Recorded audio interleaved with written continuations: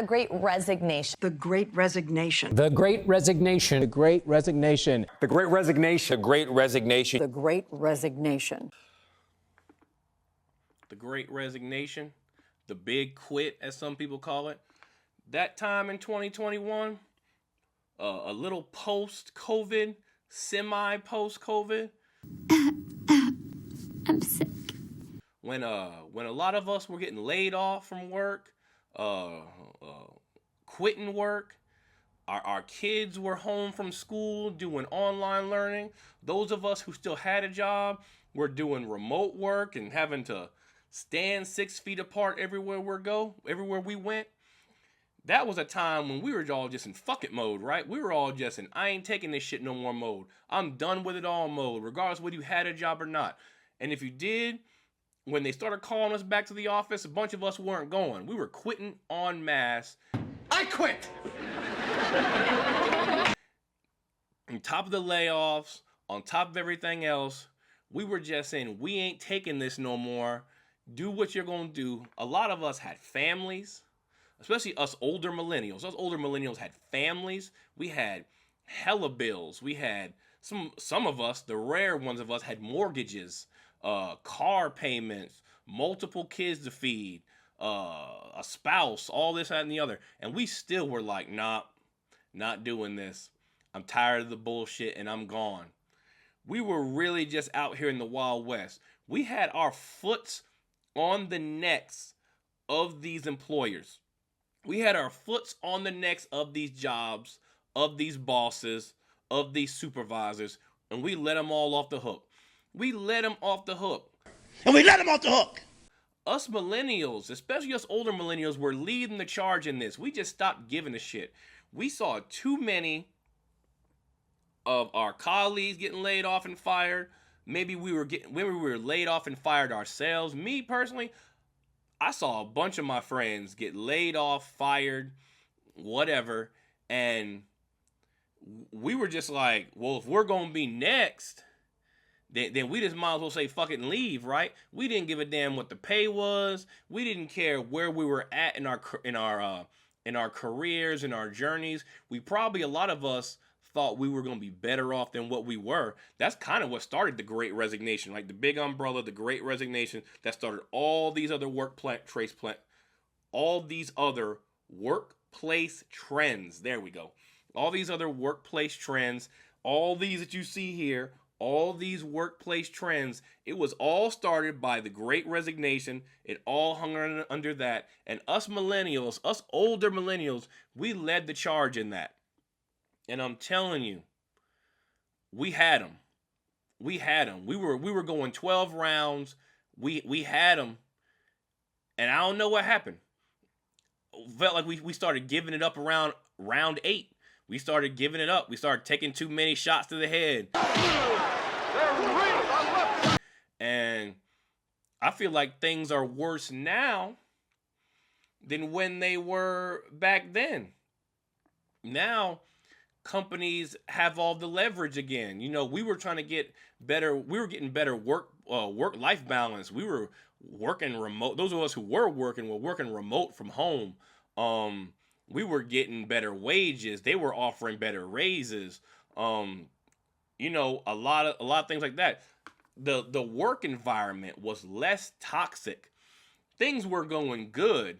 And, you know, as millennials, we were leading the charge for the generations below us. We could have set things right for those generations, for our kids, for those generations, the generations that we're raising right now. We could have set things right. And I believe we just took maybe 2 to 3 steps back, because now you hear about layoffs weekly. Weekly, you hear about some company laying off, and then not only are they laying off, they're trying to rehire us for less than what we were making before the layoff. And some of us are just taking it. Some of y'all are just taking it. Y'all just taking the money. They lay you off at $40 an hour. Y'all coming back for $25. That don't make no sense. Where's my money? Where's my money? We were told, do good in high school. go to a college or university, you're going to get a great job and you're going to work there for a while, 30, 40 years, whatever, and then you're going to be set. Nah, that was our parents. That was our parents' life. That's the way they had it. They had good and bad history going on. I feel like after the buildings got hit, it's been just bad history making events for us every 5, 7 to 10 years. It's been bad history that has just reset us every time. You know, wars and pandemics and housing crashes, inflation, the housing, want to be able to buy a house, apartments becoming unaffordable, all this stuff has just, every time you feel like, you ever feel like that? Every time you feel like you're in a good place, you're in a good spot, you just get chopped down by something. Something just chops you down. This is fine. I'm okay with the events that are unfolding currently. Whether it be on the personal level or big picture level. You know, pandemic, that's big picture, as high as it goes. Down to low level. You know, you feel like you saving some money, being able to put some money away. Car breaks down. Something falls through your roof. Now what? Insurance refuses to pay for it. Now what? Now you stuck coming out of pocket. All the savings you had is now drained. That's it. It's reasons like that and just being like, fuck it. Why the whole Great Resignation started. The whole big umbrella, Great Resignation started. It's all because of those reasons. But we can't talk about these other trends that these employers and corporations try and put on us to make us feel bad without talking about the Great Resignation. It's all of that falls under that. Because workplace trends used to never hit the news. This used to never be on the news. But now they put things like quiet quitting and rage applying on the news. I don't know if they're trying to make us feel bad or what they're trying to do. But quiet quitting is just doing your job. Nothing more, nothing less. You go to work, you get your job done. And because you're not breaking your back and busting your ass and sweating your ass off all day long to buy some millionaire another yacht or another high-rise penthouse, now you're quiet quitting and supposedly you're being lazy and entitled. Rage applying. What is that? Rage applying is just applying for jobs. When did it become unpopular to apply for jobs? When did it become unpopular to try and level up when things are constantly getting worse? You making $30 an hour. That's not paying the bills no more because everything's increasing. So you try and get a job that pays $35, $40 an hour. Now they say you're rage applying because of it. It's rage applying that I'm applying for jobs to get a new job. I'm not loyal to you. I don't know about y'all. But I've never been loyal to a company. Some of y'all figured it out during COVID. I figured it out when I was 18 and I had already had 2 jobs. I was 18, I already had 2 jobs, and I knew these employers ain't loyal at all. They will let you go in a heartbeat with something you didn't even do. And half the time, depending on what state you're in and the right to work and all that, they don't even got to find a reason. They'll just be like, you came in on a Tuesday, you're fired. Bet. That's why I was never loyal to a job. Me, I've had jobs and started applying for jobs the next day because I'm always trying to come up. I'm always trying to get into a better working situation. I'm always trying to get better pay. I'm always trying to be in a better situation. I will not be loyal to any employers just because. Do you know who you're dealing with? I'm telling you, that's the way it is. That's the whole thing about the Great Resignation. It exposed people. It exposed companies for what they were. It exposed people for what they were. It had us all taking hard looks at ourselves, where we were at in life, and what we were doing in life, and thinking, I'm not where I'm at. I'm not where I should be at. I can do better. I just need to go out there and get it. I know what kind of man you are. Why am I here getting a 2% raise year on year when inflation is like 6-7%?